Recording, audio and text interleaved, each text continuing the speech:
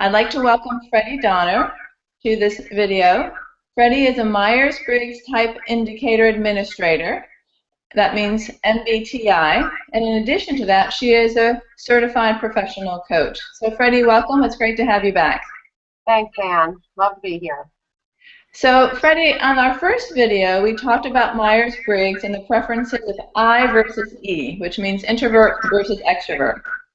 Then the next video, we talked about S as in sugar versus N, which stands for sensing versus intuitive. This time I'd like to talk about the next letters in this series, and that is T as in Thomas versus F as in Frank, T versus F. So, Freddi, tell us more about Myers-Briggs and what these letters mean. Well, again, the Myers-Briggs Type Indicator is an assessment that is used to help individuals and teams figure out what their natural preferences are, and therefore at the same time highlights the differences. And the beauty of using this tool is because it helps, and the reason I use it is because it helps teams to understand why they don't see eye to eye on certain things, but more importantly, to appreciate the differences, because each of these 16 personality types brings different data and makes decisions differently based on their preference. So the T versus the F, which is the third letter of the four-letter sequence, stands for thinking versus feeling. And so your thinking personality is an individual who's going to be using more of their head. They're going to be more objective focused and focused on things or the projects or the outcomes. What is the objective of the work that we are trying to do? Very quick sometimes to critique and analyze the situation, and generally is a very firm but fair kind of a personality. Not always, but there's firm but fairness there. Whereas your feeling person is going to be more about the heart and very more people focused. What's the impact of this decision on the people that are involved? Very subjective, very much focused on giving praise, very understanding and merciful in the way that they approach a problem, and really want to make sure that the people are taken care of. So, Freddi, it sounds almost like task versus relationships or task versus people. Is that a good way to say it?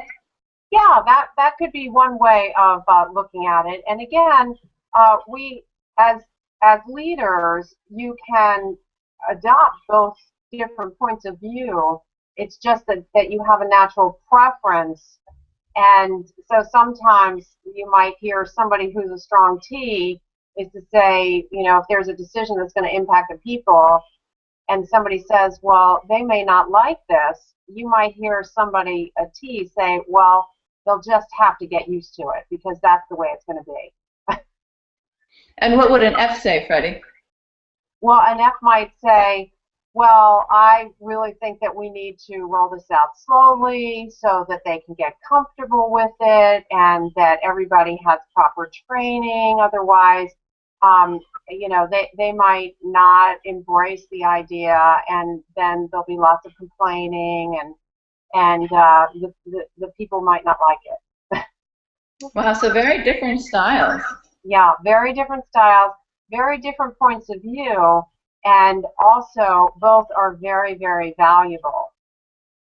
So why would I want one versus the other in my leadership team?